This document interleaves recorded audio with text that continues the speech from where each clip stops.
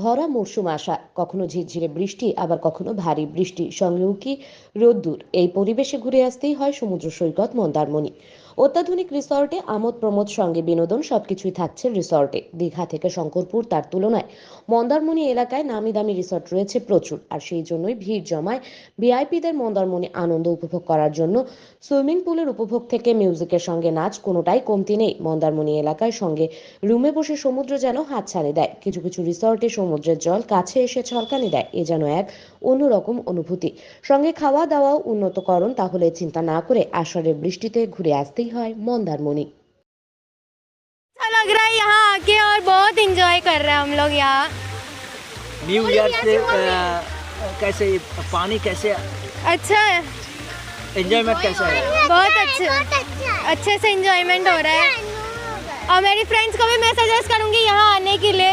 अच्छा जगह है, यहाँ पे लोग भी अच्छा है, लग्जरी रूम्स है, सब है। तो खाना पीना कैसा है? खाना पीना भी अच्छा है यहाँ का। तो मैं मेरी फ्रेंड्स लोग को भी सजेस्ट करूँगी यहाँ आके एंजॉय करने के लिए। Thank you.